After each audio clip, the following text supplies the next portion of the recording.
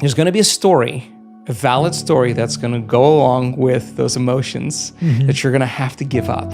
Today on Be Uplifted, Dr. Joe Dispenza unravels the mystery behind why some people attract wealth and success easily while others struggle to make ends meet. Our past experiences can tie us to emotions that hinder abundance and manifestation in our lives. Dr. Joe Dispenza teaches us how to open our minds to receive and transform our lives by reprogramming our mind for positivity, success, and alignment. Listen closely as Dr. Joe Dispenza breaks down how we can clear our minds and begin to manifest instantly as soon as we finish watching this video. I think that when people truly want to make up their mind to change and they become so conscious of those unconscious thoughts, they would never go unconscious to them again. That's the moment the body is being reconditioned to a new mind. If you inhibit that choice, that leads to that habit or that behavior. A habit is when you've done something so many times, the body knows how to do it better than the brain. Now you're stopping the body from being on its automation, on autopilot. And if the body's craving the feeling of unworthiness and you're stopping the body from feeling that way, and you're aware in your life how you speak, you're aware in your life how you're feeling, and you're checking in, you're saying, do I really want to feel this way? This is that river of change where you're going from the old self to the new self. So it makes sense then. If those principles in biology work in that way, they could actually work in our favor. So if you said, okay, I'm going to sit down for a few minutes. I'm going to become so conscious of my unconscious self, my unconscious personality, that victory today would not be going unconscious to those thoughts, behaviors, and emotions. Okay, let me get so familiar with them that I don't go unconscious. Okay, I got that down. Now, what thoughts do I want to fire and wire in my brain? And if a belief is a thought that you keep thinking over and over again, with intention and with attention, you'll switch on that prefrontal cortex and assign meaning to the act and start installing new circuits in your brain. If you keep doing it over and over again, it becomes more hardwired, it becomes more automatic, and now you're installing a new belief that you are worthy of love, you are worthy of abundance, you are worthy to heal, whatever that is. That's the thought you do want to believe in. And when it matters the most is when it's the hardest. Because if you don't have the circuitry in place, you'll default back to the old programs, right? So then, if you said, how am I going to be in my Zoom calls today? How am I going to be in traffic today? How am I going to be with my ex, my coworkers? And you started thinking about and rehearsing how you were going to act in certain situations. The brain actually doesn't know the difference between the real-life experience and what you're imagining. The research on mental rehearsal shows that the brain will look like in time that it's already had the experience and it's vacant of the experience. Now, keep firing and wiring those circuits and you're going to begin to behave that way. So now, you're installing circuitry now to use in your life to get your behaviors to match your intentions. If you said, how would it feel to feel worthy of love? How would it feel to be grateful for life? How would it feel to be worthy of abundance? And you said, I'm going to teach my body emotionally what this feels like before the manifestation of the event. You're not waiting for your life to change to feel worthy. You're actually changing your life by becoming worthy. You're generating abundance. You're generating love. You're creating an elevated emotion.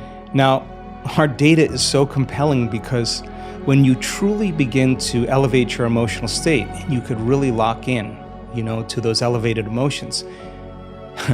Your body is so objective that it actually believes that it's living in a whole new environment before the environment changes. In other words, the body's believing it's in that new future. And if the environment signals the gene, and it does, and the end product of an experience in the environment is an emotion, you're actually signaling genes ahead of the environment, and your body will begin to become conditioned to a new mind. Now think about this. If you did that every day, the word meditation literally means become familiar with. You become familiar with your old self, you become familiar with your new self, and you say, I'm not getting up until I feel this feeling.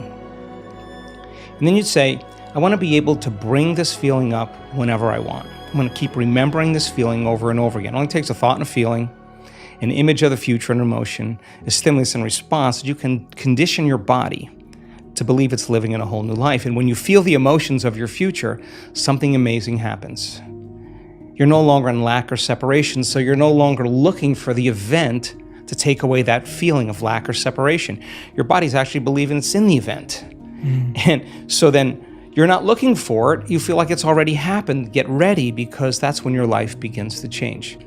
And if an emotion is a record of the past and they can't think greater than how they feel, they're thinking in the past, there's no solution there.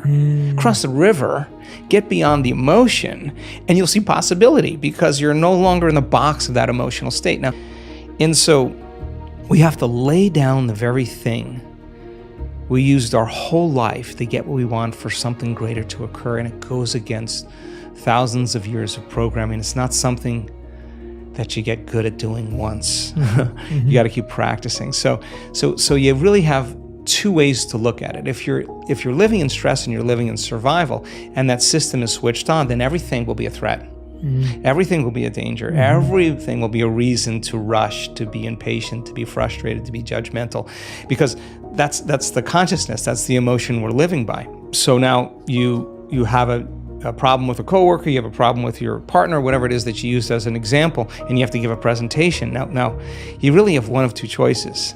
Either be victimized by those conditions in your life and you stay in that emotional state, and I'll say to you, Jay, why are you that way? Well, I'm this way because of this person, this circumstance. The person or circumstance is controlling the way I feel and the way I think. Anything that controls the way I feel and the way I think, I'm victim to, right? Okay. Or I actually can be a creator now. There's going to be a story, a valid story that's going to go along with those emotions that you're going to have to give up, that you can address at another time from a different state. If you're altered in that state and you say something, you do something, you write the email, you send the text, you'll always regret it. You'll always say, I should have never said that. I should have never done that. We got to learn that we're in an altered state at that time. So there's only one of two choices. You either stay there the whole day and tell everybody that story, or you say, okay, let me take a moment. Remember that this is the experiment called life. Okay, let me practice getting relaxed in my heart. Let me slow the animal down. Let me practice that. Take a few minutes. Now, let me breathe. Let me get my state back. Let me change everything. Okay, let me remember who I am, who I want to be when I open my eyes, and let me practice that again. Now, even if you had to do that 10 times in one day, I would say it was a day worth living. I would say it was a day worth living. And when we do walking meditations in our retreats, we're doing walking meditations so you can practice doing it with your eyes open. Yes. Like if you're going to be relaxed in your heart and awake in your brain, and you can do it with your eyes closed, okay, let's take it out for a test drive. Let me open my eyes. Let me pay a little bit more attention to my inner world. Let me practice feeling this feeling. Let me practice feeling this way, and let my brain do what it does. Let me get defined. Let me change my physiology. Let me change my state. Let me walk as the healed person. Let me walk as the abundant person. Let me walk as if my prayers are answered. Let me walk in this state. If I keep practicing that over and over, it's going to become a habit, right? Yeah. So we hit it as many ways as we can. We have at least 7 or 8 different breaths that we do because we see how they all work in the brain. We have all kinds of meditations. We have sitting meditations. We have standing and walking meditations. We have laying down meditations because we want you to be able to do it with your eyes open, with your eyes closed, standing, walking, any way you can so that you don't default and return back to that person. Now, if you do default, you didn't fail. That's a program. You just went unconscious. And how many times do we have to forget until we stop forgetting and start remembering? That's the moment of change.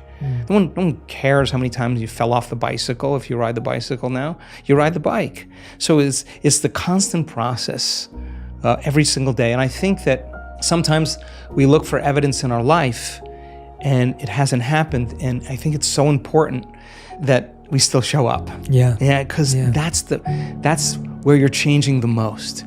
And when you get to that point where you could care less if it happens or not, because you feel so happy, so grateful for who you are, get ready, because your life is going to begin to change in magical ways. I'm so proud of our community, not because they do the work every day, not because they're trying to be good or please anybody. They do it because they don't want the magic Yeah. to really end. And the experiment is too good. They're going to continue to be a creator in their life. So then when they change the way they feel and the way they think, and they start seeing evidence in their life, they're going to remember what they did inside of them to produce that outcome. And they're going to believe they're creator of their life and less of the victim of their life. And that's empowerment. Yeah. And you can't take that away from anybody. You can't tell me now you're too sick to do that. You can't tell me you're too old to do that. You can't tell me you had a horrible past, you're too out of shape. You can't even tell me that you never meditated before, because we have people that come, they know nothing, they get dragged by somebody, and they have the most profound experience because they're not expecting anything. And we have data that suggests that when you don't expect anything, you're going to have a profound moment. So everybody can do it. There's nobody that's so special to be excluded from this process. And we have had people that have had brutal pasts with abuse, with trauma. We've seen Navy SEALs and prisoners with horrible, horrible memories literally transform in 7 days. And I could say right now that you make the time every single day to decide who you're going to present to the world, and you get up as that person. You're going to fall a lot of times, but sooner or later, once you start to change, it's pretty hard to go back.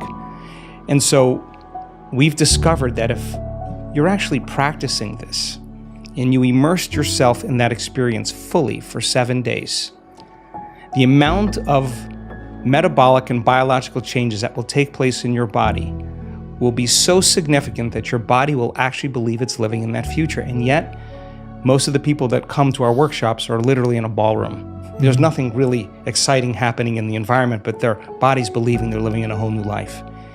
And so one thought leads to a choice, which leads to behavior, which creates an experience that produces an emotion. So then new information, new knowledge begins to cause you to think differently.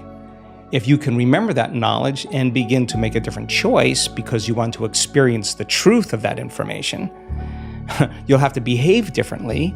And when the experience occurs and you feel the feeling of your abundance or wealth, I guarantee you're going to continue wanting to make the process of change something consistent in your life.